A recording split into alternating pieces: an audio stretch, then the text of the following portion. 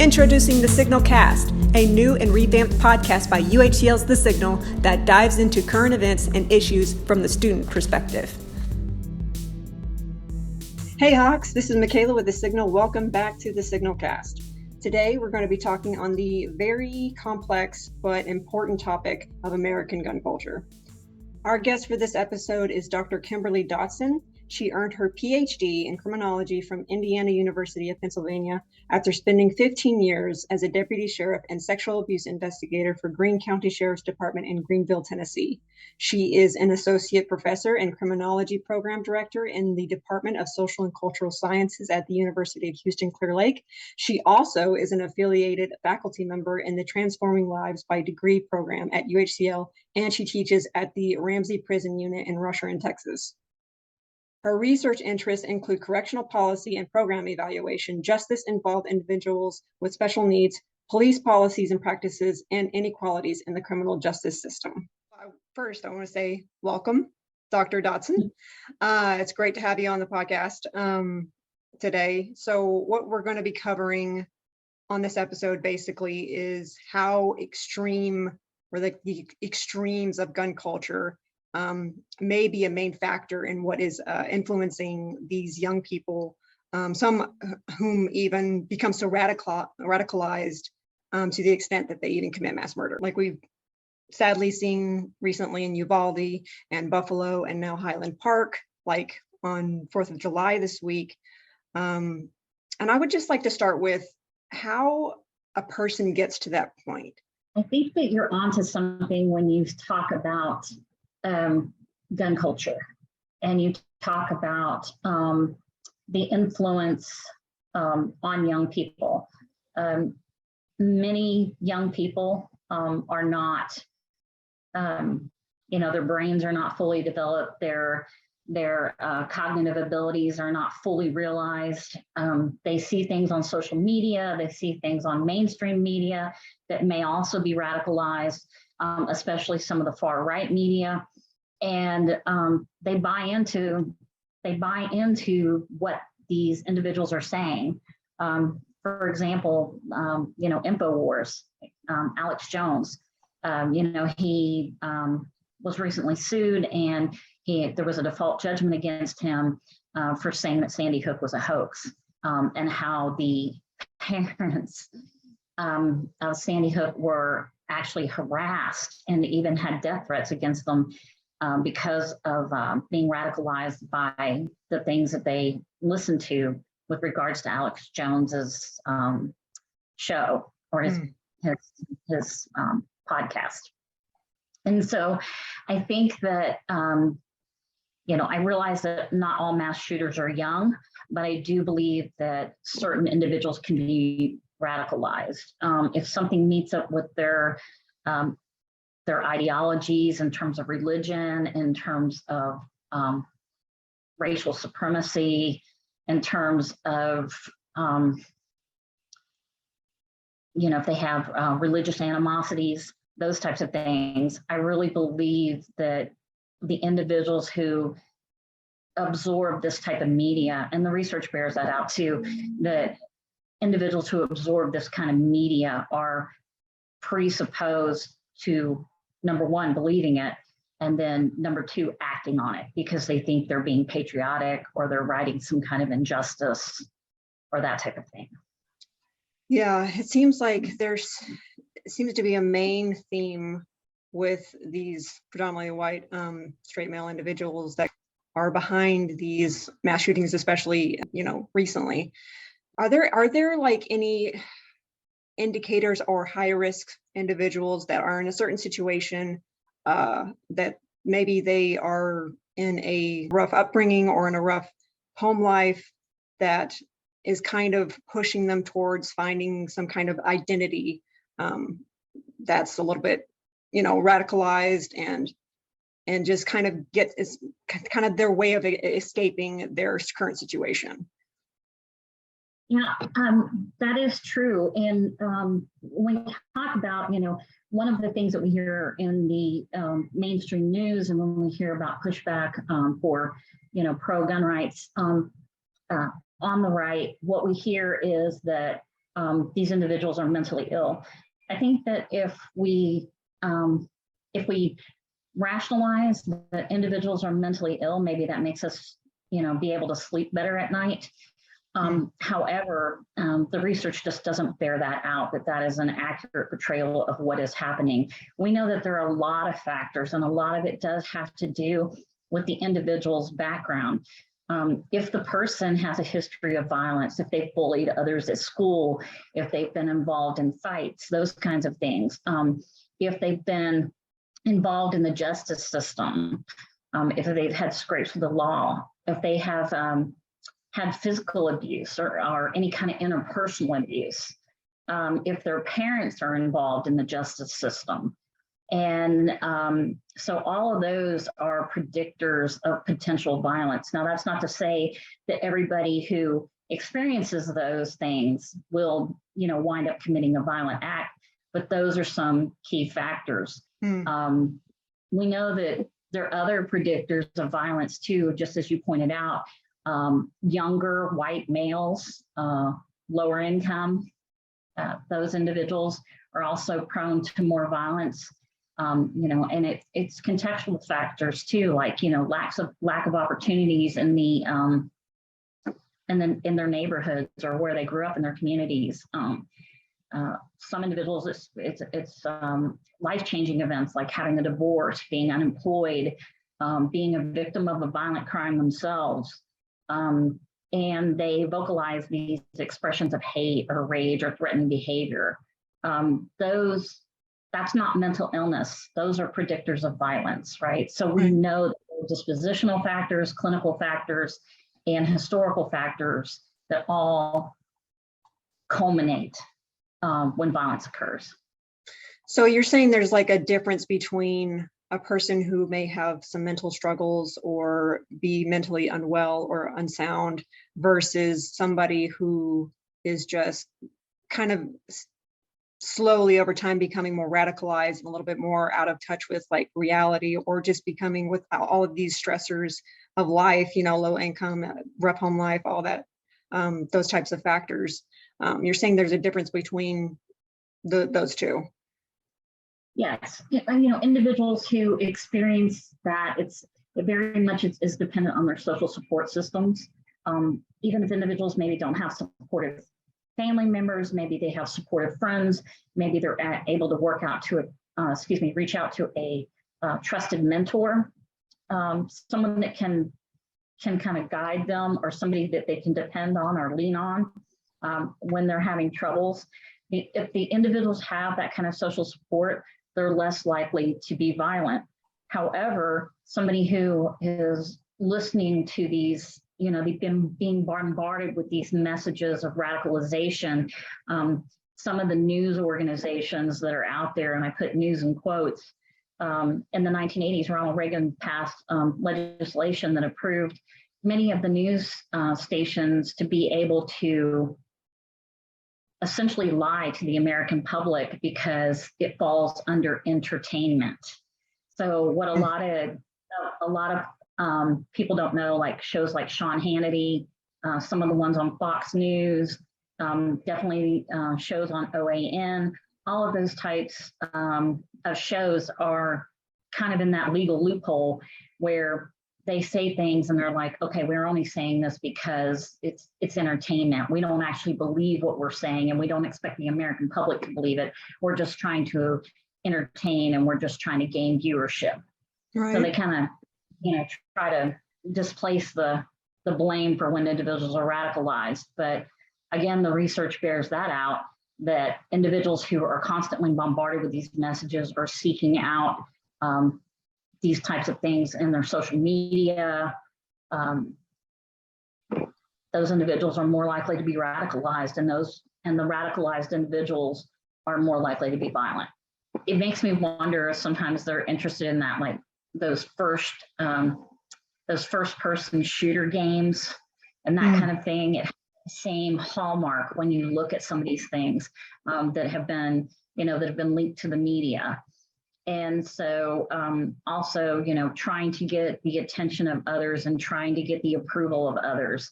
It seems like they want to be either martyrs or heroes for their beliefs that are based on this. It's based on this rhetoric. Right. And I kind of want to touch on the political opinion that's surrounding like things like gun control, because it seems like every time we have a mass shooting in this country, there is a rise in gun hoarding, gun production, gun lobbying, because apparently the government's just out to take all law-abiding citizens' guns away. And that's just completely faulty.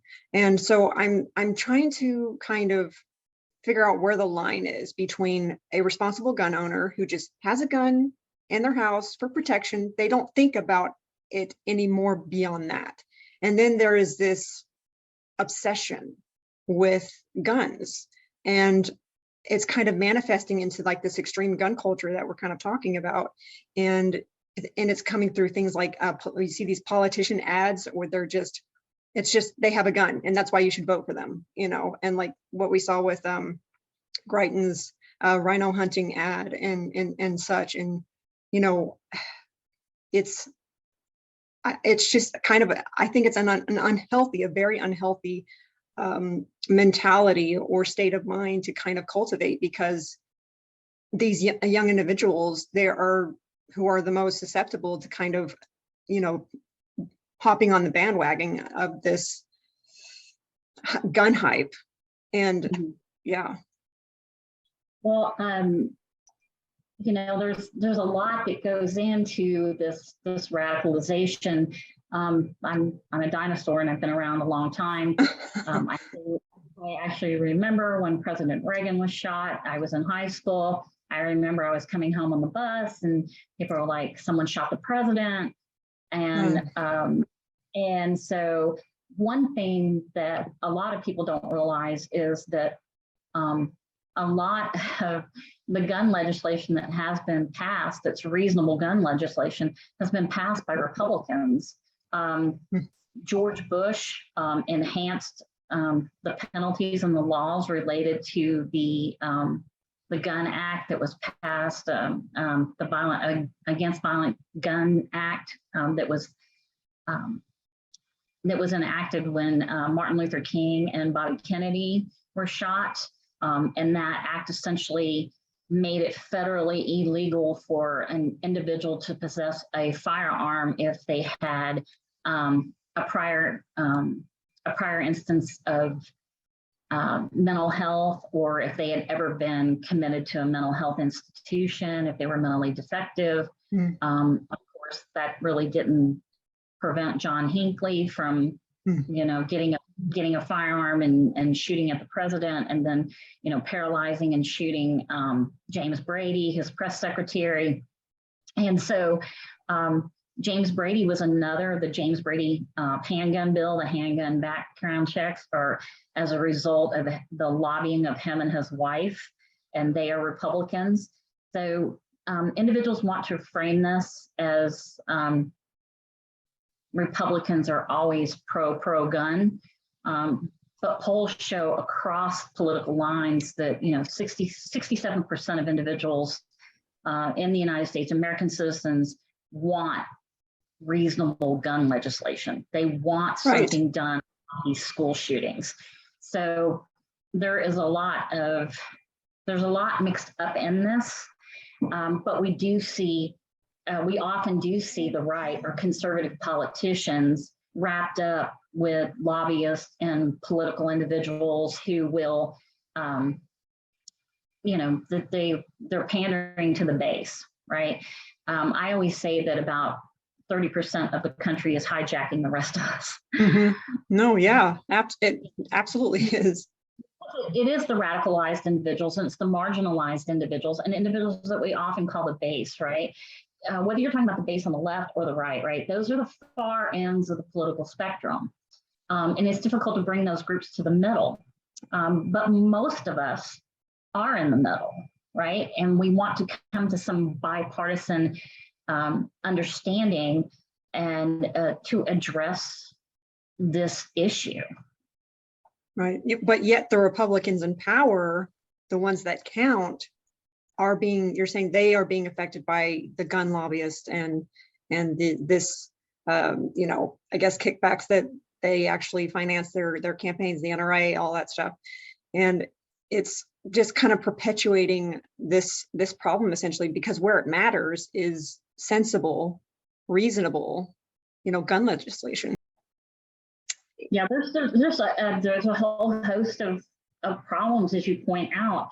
You know, I don't know if the viewership is familiar with the American Legislative Exchange Council. It's also known as ALEC.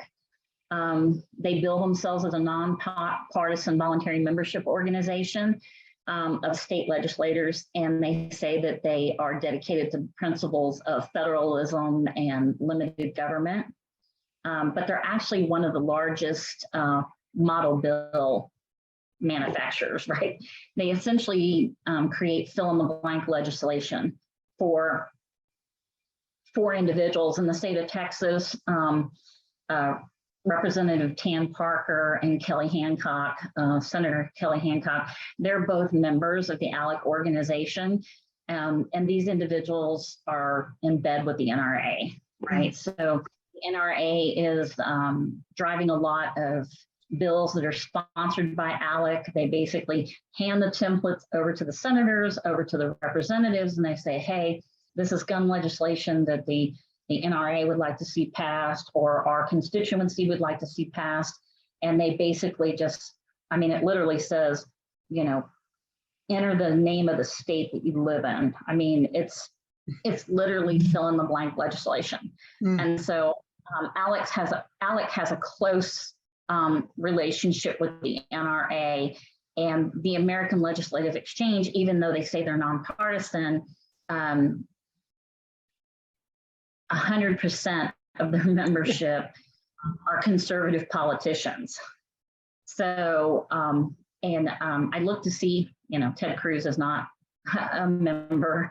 So I looked at our like immediate in the Houston area, I was looking, but they are not members. But, you know, this conservative platform of ALEC, you know, they oppose bans on semi-automatic weapons.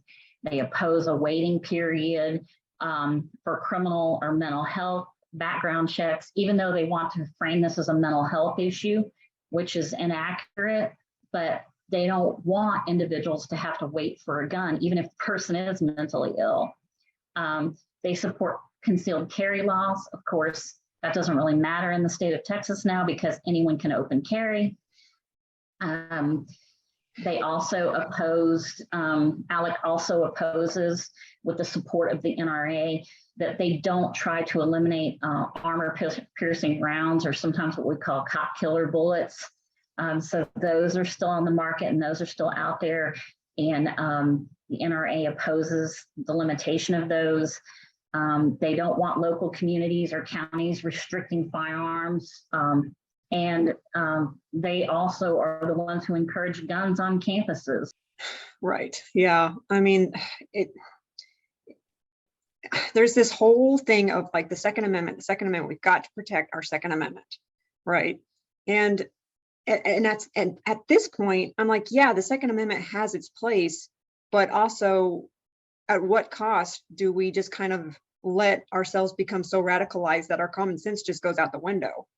Yeah, well, you make a good point that, you know, we get that pounded, right? We're bombarded with that concept of, well, you know, America is very much about individualism. And I always say that America, we're about God, guns, guts, and glory, right? Right, yeah. Superman, truth, justice, and the American way. Yeah. And so this gun culture that we have, and this Second Amendment activism that we see, you know, just continues to, you know, fuel the divide.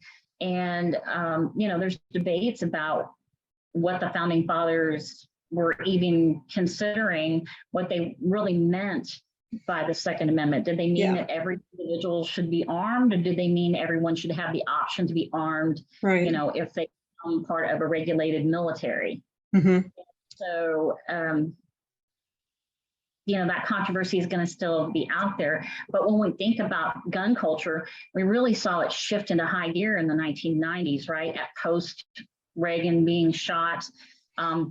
Before, I remember watching these TV shows as a kid, right? You could watch hunting shows and, American Riflemen and all of those. You could watch those right on television. And they framed it as, this was an interest in hunting, or this was for recreational interest, right? But post 1990s, we started seeing a serious shift in advertising and being bombarded with messages about self-defense, concealed carry, and the Second Amendment activism. So prior to the 1990s, the gun culture was more about, we want to have access to firearms because of hunting or recreational pursuits. But we saw this dramatic shift in the 1990s. Of course, there was also the rhetoric in mainstream media that we were having a crime wave, right? We had individual researchers who were saying that younger people were becoming super predators, that they were going to be preying on people in the streets, and there was going to be a bloodbath. And so these get tough on crime policies coincided with the shift with the gun culture. And so this whole thing with regards to self-protection, and particularly targeting women for self-protection, when you watch some of these commercials that are out there on the social media platforms, women are home alone, and, the implication is if you have a firearm, you're not going to be a victim of a sexual assault. So it just, it plays on the fear that many women have about that particular type of, invasion. And so of their person, right? They're like, I'm not sure that you can explain that to someone, how women adjust their lives and they adjust so many things that they do and the ways that they conduct themselves to avoid being the victim of a sexual assault. And so I think the gun culture has really preyed on that. And we have seen a serious rise in gun ownership among women. Yeah, it's definitely, gun ownership is just going up more and more by the day. And I want to kind of piggyback on what you were saying earlier with like the NRA and gun lobbyists and stuff like that, and how our politicians are basically being more influenced by them than by the voters who are actually moderate on this issue. And basically, what would you say would be the way out of this? Like, what needs to happen to help us kind of mitigate things like mass shooting, extreme gun culture, radicalization?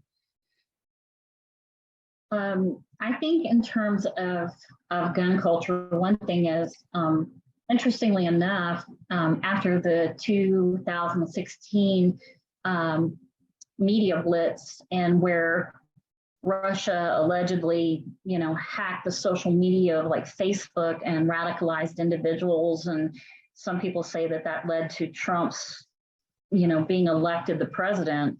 Up until that point, Facebook, Twitter, all of these people, all these platforms were saying, we cannot police the internet. It's too large. It's too big. That's too cumbersome. We can't do it. Lo and behold, they can, right? Now all of a sudden Twitter's kicking people off the platform. They have more people monitoring what's happening on the platform. Facebook doesn't always eliminate things, but they will put those messages below to say, this has been debunked. This is a falsehood, right? They will, if somebody posts a news article that is incorrect, and it's more radicalized, there'll be a note that Facebook puts at the bottom that's basically a fact check. So lo and behold, they could have been doing those kinds of things all along. I think these media giants need to be held responsible. If they can do that now, they could continue to do it, and they could do it to a greater degree. And they also could have, they need to have some kind of mechanism, because everybody's on the trust system, right? When you go onto YouTube, it says, you're certifying that you're 18 years or older. Okay. It doesn't really keep somebody from logging in. They can just check yes. Right. Yeah. They can still see the videos. They can still do things. surely there is something that we can do to put up more of a firewall, if you will, Right. to prevent individuals from seeing this kind of media. And I think that the way that these platforms are advertised on, I was looking at some recent statistics on that as well, and the 12 top influencers on YouTube that promote sales for different gun manufacturers get 68 billion hits a year on their sites. Twitter gets about 65. So that is a serious issue, the way that individuals are bombarded with this. As far as keeping individuals from being radicalized, I think a lot of that, if there's so many barriers, but students, young people, children, they need to be exposed to ideas and platforms and that are outside of what they hear in their families, right? They need to be exposed to diversity. If they're always hearing the same message, then me in the echo chamber. Yeah, they're more likely to be radicalized. And so there's a real push in Texas. They're banning books. There's other things going on. There's a push against, having any kind of talk. Watched your podcast last week about the gender affirming therapy and the gender affirming practices being under fire. That's ridiculous. And now with we have the repeal of Roe versus Wade, and but people on the right don't want sex education. They don't want to have birth control widely available. And so these things don't match up, right? There has to be some way that we can come together, and that we can, again, come to the middle and we can rationalize some of these things. But if children are only exposed to what their parents are telling them, parents aren't always the best advocates or the most knowledgeable about what's happening in the world. Right. Yeah. And education and exposure to other cultures, and eliminating some of those myths of things that we believe about other cultures would be helpful. Right. I'm a comm major, and I personally believe that we should bring back the fairness doctrine, but that's just me. Having like the major broadcasting companies that we see, they used to have, it used to be law that you would have two differing opinions in the same room, offering, like, giving both sides, both viewpoints of an issue. And we don't have that anymore because of Ronald Reagan. So, that's when radio shows like Rush Limbaugh, Glenn Beck started coming out, is because of all of that. And that's definitely, you can trace a lot of this, polarization back to that. Yeah. And so, I do believe that people can change. People can recognize their harmful behavior. It's a shame that we recognize it after the fact instead of maybe during it or before. We unleash that type of thing on the public. Yeah. But I don't think, especially young people, they don't know the difference between entertainment shows and differences between news. I do think that mental health can be an important, could be an important part of the solution, not because less than 4% of gun violence is committed by somebody who is mentally ill. Like, wow. It's very, very small. So even if we eliminated mental illness, we would not eliminate that much gun violence, right?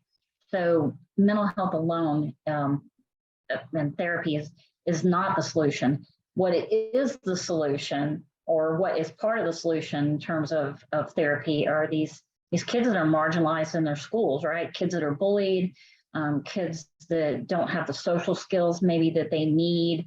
They don't have the coping skills. They don't have the social support at home. That's where I would think that counselors would be critical. So when we're thinking about mental health, we shouldn't be thinking about,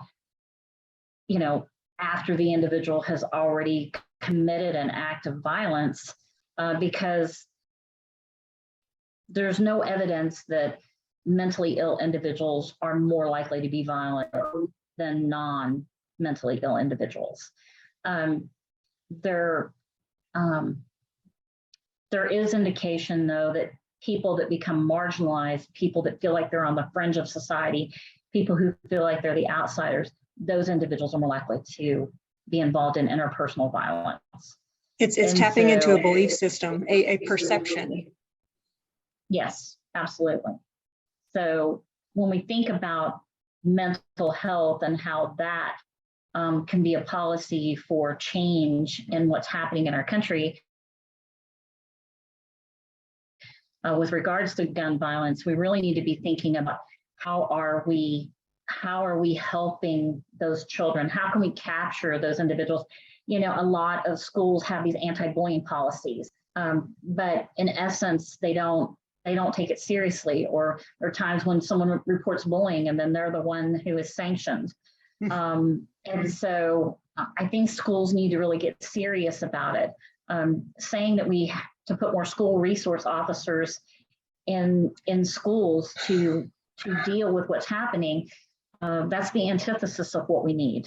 We're having kids who are policed for behaviors that previously would not have been under the purview of law enforcement. I mean, sometimes kids will get in a fist fight. Sometimes kids will be disrespectful and say something they shouldn't say. Sometimes they'll use profanity when they know that they shouldn't be doing that, and being disrespectful to a teacher or a counselor.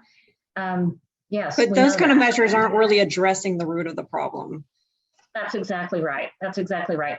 And there's actually no evidence that school resource officers are actually able to either engage or prevent these mass shootings. We saw that the officers did not engage in Uvalde. Mm-hmm. The officer that was in charge said he didn't even know he was in charge. And I'm like, how do you not know that? We saw that in the Parkland shooting, right?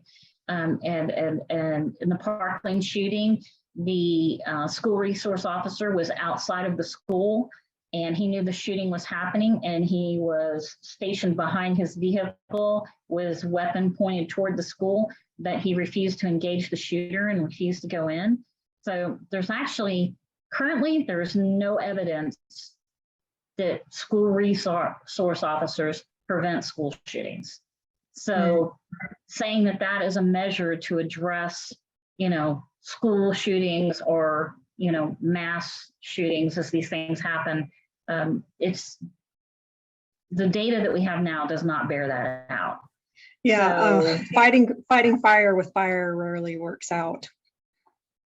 And we're going to solve the problem with guns by suggesting that more people carry guns and that more people go armed and the campus carry. There's no data to support that campus carry is necessary for self-defense or that there have been instances where that policy was effective. And so, the problem with teachers or people being armed in schools, what if there's an argument that escalates between a teacher and a student? Is the teacher going to say that they felt threatened and that they're going to shoot a student? Are some individuals going to be seen more of a threat than others? For instance, is there racial bias? Would a white teacher be more apt to shoot a Black student or a Muslim student that they maybe perceive as, in their minds, perceive as more of a threat? And for people to think that teachers can be detached, self-reflective, and accurate in taking out a person that they is an actual bad guy or girl mostly guys in this case, right? But that's just not rational. The research that we know about even officers' response to the firearms training simulators, right? Yeah. We know that adrenaline is heightened, all of those types of things. Even law enforcement officers who maybe have a 90% or higher target rate on the firing range, right? When they actually go out and they're involved in a firefight, 10 to 20% of the shots that they fire actually hit the target. And these are individuals who are trained over and over and over again with their firearms and with their weapons. So to think that teachers are going to be able to reflect in that way, and to think for the conservative right to suggest that we need more guns to solve the gun problems, it's disingenuous at best. Well, how is that? How would you say that that's being disingenuous when they're, they're advocating for citizens, law-abiding citizens to protect themselves? And yeah. I think that they don't, I say disingenuous at best. I actually think it's deception, outright deception. They're deluding themselves that this is a real solution. They want to appeal to their base, and any kind of infringement or what they perceive as an infringement of Second Amendment rights, everything gets trumped. I mean, I've seen individuals on social media who have said that their gun rights trump the children's lives at Sandy Hook. That's appalling to me. Yeah. There is no, I feel that political policy practices that we have out there should be informed by empirical evidence, right? It should be informed by what we know. And what we know is that there is no evidence to suggest putting school resource officers into schools prevents school violence. It doesn't prevent fighting between students. It's mostly reactive, right? After the school resource officer typically responds after the fact. It's not a situation where it's some kind of proactive intervention. And so when I say disingenuous, they can't possibly be basing this idea on anything that we currently know, right? Anything that we currently know empirically. And the other issue of that is that it's not just schools, it's shopping malls, it's movie theaters, it's parades, it's, where like law enforcement is not always going to be, and it's just the whole thing of like throwing more guns at the problem. You need to protect yourself in case this ever happens to you, you're around it. And you kind of feed that, or you just kind of keep feeding that narrative and that mentality, and people, I kind of think that's where this extreme gun culture is coming from, is that it's like, oh, we have to get all these guns to protect ourselves because we all have all these mass shootings now. And so you get a lot of people hyped up on like guns and protecting yourself and training, and like, and then to almost to the point when you get so into it, you become so fixated on it, you kind of secretly, I don't know, I'm not like a psychologist or anything, but I would say that I think that it's kind of developing this need, almost this desire to kind of use like actually shoot someone, because you're putting all this energy and all this effort into a gun that is built and designed to kill a person. And if you're so into it and you're so fixated on it and obsessed with it, you want to use it. And and that's, I think it engenders, as you're saying, a certain level of paranoia, right? Fear, and then paranoia. You end up with individuals who are also cult heroes. When you talked about individuals who wanted to use their weapons, I think Kyle Rittenhouse is a really good example of that, right? Yes. I mean, he went to a town where he didn't live. I mean, his father lived there, right? To protect somebody else's property, like, right. Like people he didn't know, like, right. And he wasn't even legally allowed to own a firearm. And that mystifies me too, why the district attorney decided to drop that particular crime against him. in addition, but now, now he's a folk hero. I mean, he goes to the Yes. NRA meetings, and he signs autographs. And people, herald him as a hero for self-defense. He's the model for that. You have he went there celebrities. looking for trouble. He went there in hopes to shoot someone. Yeah, I believe that too. Although the jury, found him not guilty, I think there's plenty of evidence to the contrary. Of course, he may not be out of the woods yet because the families are filing, lawsuits against him, and we'll see how that whole thing plays out. Mm-hmm. But that, of course, obviously that doesn't bring their loved ones back. But when we talk about this, one of the other factors that we know that creates a situation where people commit acts of violence, including gun violence, is their predisposition for hostility, right? If the individual has this personality where they're kind of predisposed to being hostile, or they're easily irritated by things, that's not necessarily indicative of mental illness. That can be a personality trait, or it can be induced by outside things, right? I mean, we all feel stress, we all feel irritation. Sometimes we lose our temper. Those things are normal. We're human. And like what you were saying before, we all have these stressors that come in our lives, but a lot of us have a social support system or a mentor to kind of bring these things to. And individuals who do not have that, they're a lot more susceptible to just kind of going deeper and deeper down this track and down this rabbit hole of radicalization until, unfortunately, it ends up being on the news. I think so too. And then I think evidence of that, of what you're saying, I would agree with that, is that the fact that most of these shooters write or leave manifestos, right?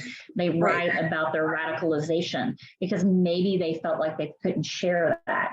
Now, some, as you pointed out earlier, do share on social media, and some of the stuff that they're posting is very disturbing and should give anybody pause. You would think that some of those posts might have fallen under red flag laws that have been instituted, right? Where a family member or, a mother, father, someone, a caregiver can indicate that, or even police officers can indicate that this individual may be a threat to themselves or someone else, and their guns can be taken away for a period of time so that they, don't harm themselves or don't harm others.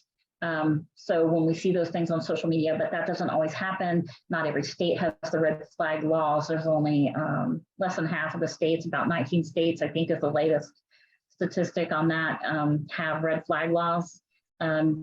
And so most individuals are not complying with the requirement to link mental health records with the gun ownership, right? The gun background check requirement. Again, that's on my honor. I've never been hospitalized or I've never been convicted of a crime. And so those things are very inadequate background checks. Yeah, very inadequate. And so, there's this is a complex issue. And for us to say things like putting in school resource officers or putting in metal detectors or, everybody who's committing a shooting is mentally ill, those are oversimplifications. Right.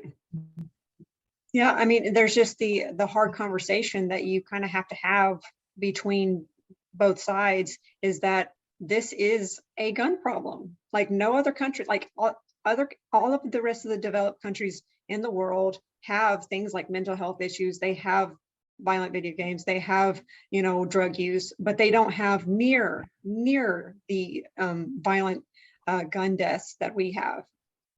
I mean, we very much by a very big margin outpace the rest of the world when it comes to that. And it's because our gun ownership is so high in the US. Yeah, our gun ownership is so high. There's almost 400 million guns, privately owned guns in the United States. That's more than we have citizens. Right. It's alarming. It's just that statistic alone just blows me away. I don't know. when I was a kid, I used to play like I was Jesse James, right? My parents told the story about how I wanted to be Sure. Jesse James.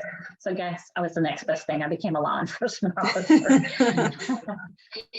And, but, you know, we're kind of indoctrinated to those types of things, right? When we're kids, we play cops and robbers, and we played cowboys and Indians, which I know is not politically correct now, but I mean, Yeah. these types of things are still that role playing, you know, yes. adventure, Army. you know, We play like we're, yeah, you know, laser tag. We have those yeah, type all things. of Yeah. those types of things. Yeah, I mean, all of those things send a message, and I feel like that desensitizes us, right? Like if it's acceptable for that, you know, it's the start of desensitizing to us that, you know, when we pull the trigger on a gun, we could actually end someone's life. We don't understand the ramifications of that because we've been desensitized by all of the things that we've experienced in our lives firsthand, and then also the things that we've been bombarded with regards to media. So, yeah. That's a good point too. Digest. That's a fantastic point. Is that when people, when they are, you know, if they're citizens and they are training to be taking training to be a good guy with a gun or a good gal with a gun, I'm not really confident that they're really thinking of the ramifications of actually taking somebody else's life instead of just trying to run and save, you know, run away from the situation, just get out of there. You know, don't try to be a hero, just, you know, let law enforcement who's actually trained for hours on end, you know, for these kind of situations, but yet still seem, you know, still don't seem to be up to the task in some certain situations, unfortunately. But there's definitely that, you know, of just not really thinking forthrightly about actually pointing the gun at somebody and pulling the trigger and ending someone's life. And I think, unfortunately, a lot of law enforcement officers don't even think about that, because we see, you know, unfortunately, we see a lot of trigger happy incidents of police officers and, you know, unarmed Black people for no reason at all. But yet we take people like Robert E. Cremo and Kyle Rittenhouse in without any incident at all, after they had already just completely massacred people. So yeah,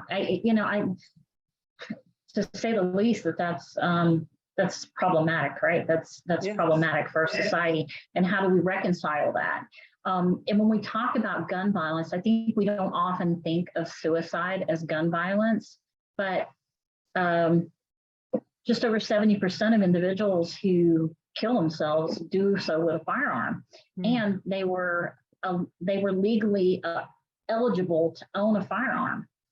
And so, but when we talk about suicide, I frequently see another thing that plays out on social media is when a police officer is shot and killed by a citizen or by someone else in the field, you know, I frequently see on like Law Enforcement for Life and some of these other social media sites will say, this is madness, this has to stop, this has to end now, there's a war on the police, you know, that kind of rhetoric.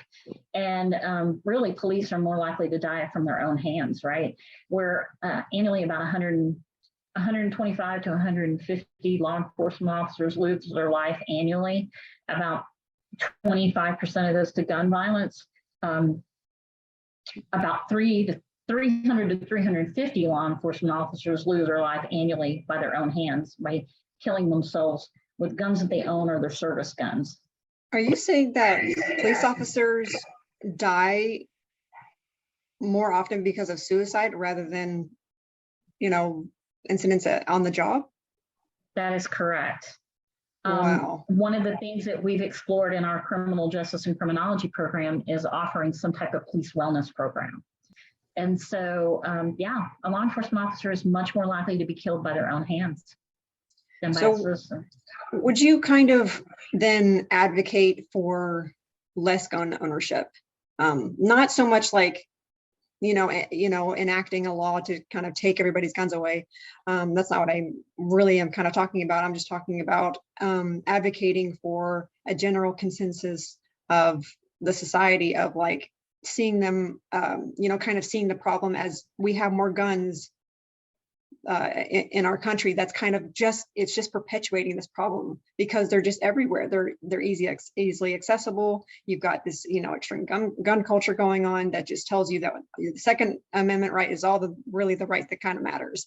And so would you say that that's kind of something that you would kind of, a position you kind of support? Yes, it is a position that I support. I do think that we don't obviously need 400 million guns out there in the homes of individuals. And there's so many myths, there's so many crime myths, there's so many media myths. I would certainly encourage people to research this for themselves. I always tell people, you don't have to believe what I'm saying. Please investigate this for yourself. But we know that gun owners are more likely to be victims of their own guns when they're in their house, right? So like if somebody breaks in and they burglarize your home, they're more likely to find your firearm and use it against you, or they're able to wrestle it away from you and use it against you and actually kill you. Wow. Right? So there's all kinds of things that we know. If you have firearms in the home and then that weapon is not secured, it's more likely going to kill a child, right? We know that children get those guns, or children take those to school. And so I think a lot of individuals, they don't lock up their weapons. The gun lobby, they did not want to. One of the things that was proposed in the 1990s was to put a gun lock with every gun. And gun manufacturers railed against that because they said it would cost them millions of dollars to have to do that.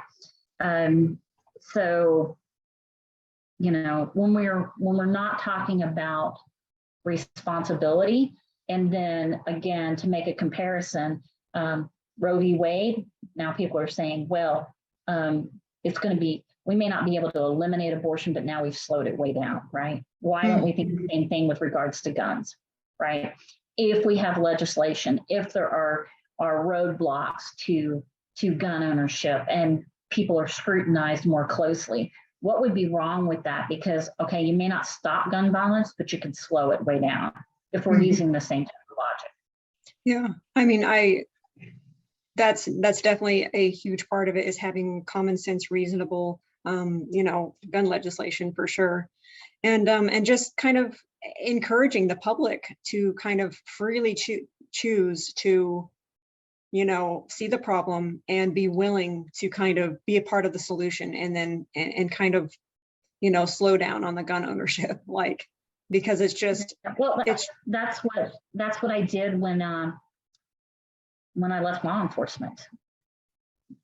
I'm not wired that way. I still don't want to think that just, individuals are going to, come up and shoot me, or I'm going to need to use a gun against somebody else. Now that's my own choice, but Sandy Hook was like a turning point for me.